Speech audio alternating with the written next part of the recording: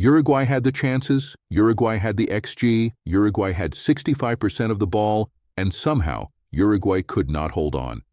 Welcome to FairPlay, Football AI Review, and this was one of the most dramatic and damaging results of the entire 2026 World Cup group stage so far. Group H entered Matchday 2 with Spain already pulling clear at the top. Uruguay needed a win to apply pressure on the group leaders and cement their place in the knockout rounds. Cape Verde needed a result to stay relevant, and nobody, genuinely nobody, expected them to come to Hard Rock Stadium in Miami and earn it the way they did. Marcelo Bielsa came into this match with Uruguay unbeaten in the tournament but winless, having drawn their opener against Saudi Arabia. The pressure to convert possession into victory was mounting. For Cape Verde, head coach Pedro Leitão Brito was without two unnamed players through injury, but his team had form, 5 wins from their last 8 competitive matches, including a famous victory over Cameroon in African qualifying. Bielsa opting for a double pivot of Rodrigo Bentancur and Manuel Ugarte to provide structural solidity and control the tempo from deep. Federico Valverde was given license to arrive late into the box, with Maxi Araujo and Agustín Canobio providing width and creativity behind the lone striker Federico Viñas. Cape Verde mirrored with a 4-1-4-1, Kevin Pina sitting as the single pivot just ahead of the back four. Ryan Mendes and Telmo Arcanjo provided energy in the middle lanes, while Gary Rodriguez offered a direct threat on the left. It was a compact, disciplined structure designed to absorb pressure and strike on the counter. The tactical battle was fascinating from first whistle. Uruguay's double pivot was meant to dominate the midfield zone, but Cape Verde's narrow 4-1-4-1 collapsed space through the center expertly, funneling Uruguay's attacks wide and making their fullbacks work. The key mismatch came in transition. Whenever Uruguay's press was broken, there was space in behind Matias Oliveira on the left, a vulnerability Cape Verde would eventually exploit to devastating effect. Uruguay started on the front foot as expected, the 65% possession figure reflecting their territorial dominance from the very first minute. Valverde was everywhere, already accumulating shots, but Cape Verde were organized and aggressive in the press. Just 5 minutes in, Sidney Lopez Cabral was booked for a cynical foul, setting an early combative tone from the African side. Then came the moment that changed the atmosphere entirely. In the 19th minute, Rodrigo Bentancur caught Telmo Arcanjo with a tactical foul on the edge of the area and received a yellow card. What followed was extraordinary. Kevin Pina stepped up from 32 meters out, found a gap in the Uruguay wall, and drilled a free kick into the bottom corner to give Cape Verde the lead in the 21st minute. It was Cape Verde's first ever goal at a FIFA World Cup, scored from the longest range of any goal at the 2026 tournament so far. Fernando Muslera simply could not get down in time. Uruguay's response was admirable but frustratingly blunt for long stretches. Valverde hit 10 shots across the full 90 minutes, an extraordinary volume, but goalkeeper Vozinha was equal to everything meaningful that came his way.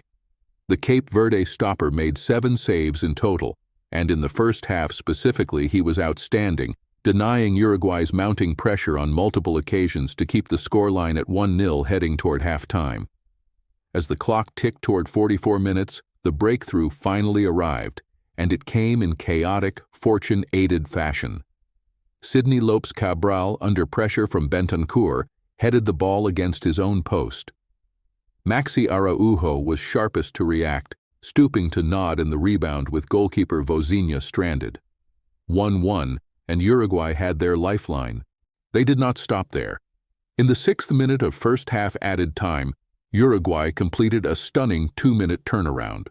Araujo's header across goal found Agustín Canobio arriving at the back post, and the winger converted on the volley to make it 2-1 at the break.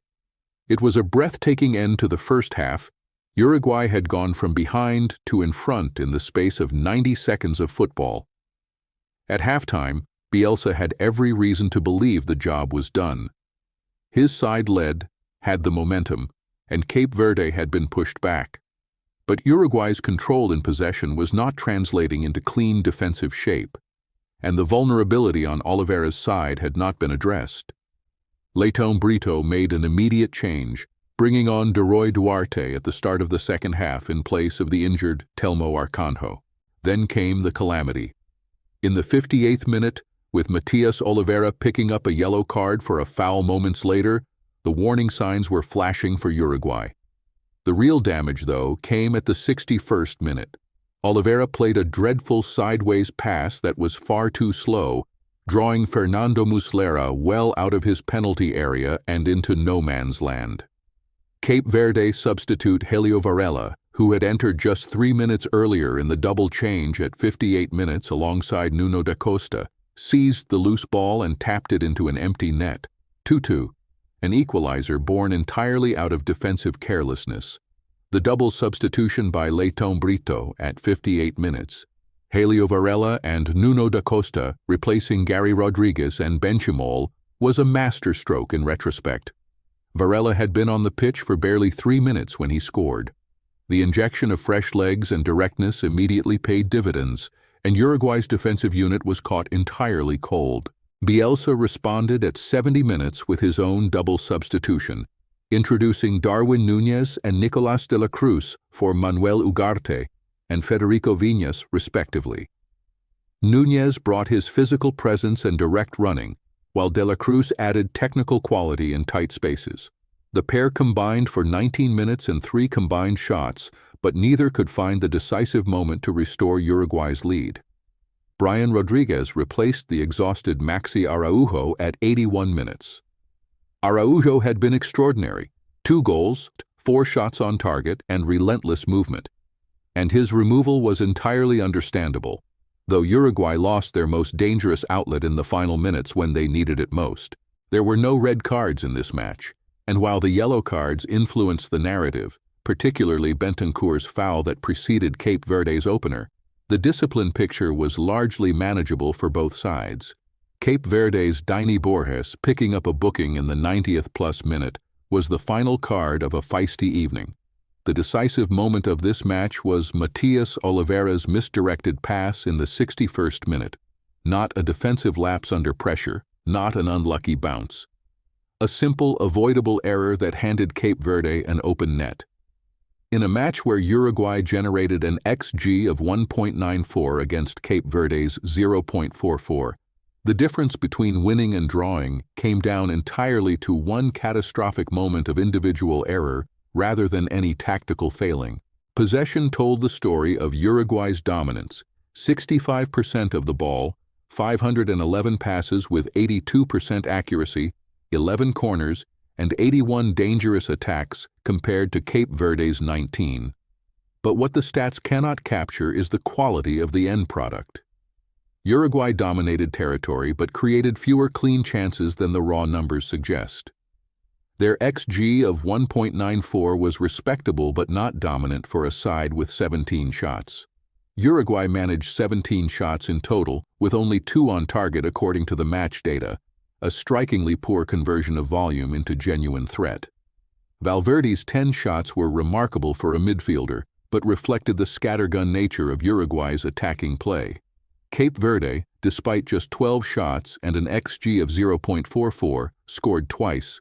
Their 2 goals came from a world-class set-piece and a gift-wrapped defensive error, and they were devastatingly clinical in taking both. Defensively, Cape Verde were exceptional in the first 60 minutes. Roberto Lopez and Dani Borges were commanding at center-back, and Vozinha's 7 saves represent one of the standout individual goalkeeping performances of this tournament so far. Uruguay's backline, by contrast, showed the frailties that their 10 recent results, just 1 win in their last 5 competitive games across all competitions, had already hinted at. Maxi Araujo was the player of the match without question.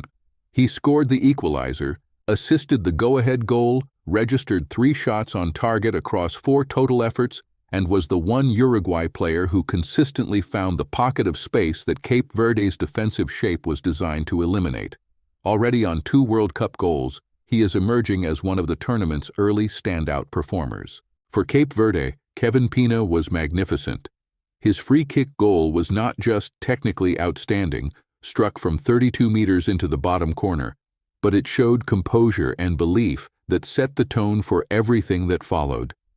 He managed the midfield pivot role diligently before being replaced by Laros Duarte in the 71st minute after giving his all to the cause. The player who disappointed was Rodrigo Bentancur. His yellow card foul directly created the conditions for Cape Verde's opener, and his 4 fouls across the 90 minutes reflected a frenetic, imprecise performance. For a player of his technical quality, it was a below par showing in a match where discipline and composure were paramount. Bielsa's tactical structure was sound, and the double pivot was a logical choice against a team built to counter.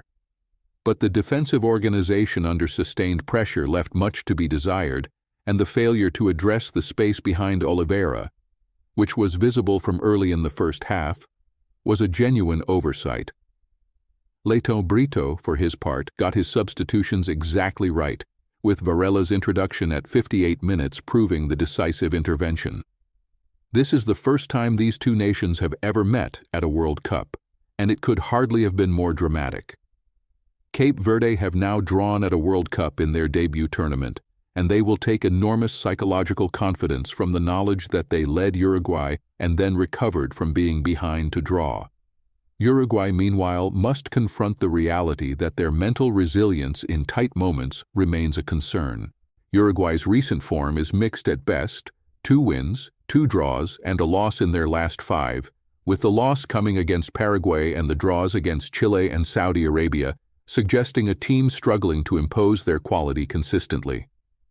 Their squad depth is undeniable, but the attacking return has not matched the talent available, and the defensive errors are becoming a pattern. Cape Verde came into this tournament on an impressive run: 4 wins from their last 5 competitive fixtures, including wins over Angola and Mauritius in their qualification campaign. That form was not a fluke. They are an organized, committed, tactically astute team, and Leitão Brito has clearly built a genuine unit with a strong collective identity. After 2 match days in Group H, Spain lead with 4 points after winning 1 and drawing 1. Uruguay and Cape Verde both sit on 2 points from 2 draws, while Saudi Arabia have 1 point from a draw and a loss. The picture is tight and fraught with tension. Uruguay still have a realistic chance of qualifying, but they cannot afford another slip. Cape Verde's qualification likelihood remains low, but they are very much alive. Uruguay face Spain in their final group game, an enormous fixture against the group leaders. A draw would likely see them through if Cape Verde fail to beat Saudi Arabia, but a loss could open the door for both Cape Verde and even Saudi Arabia to leapfrog them.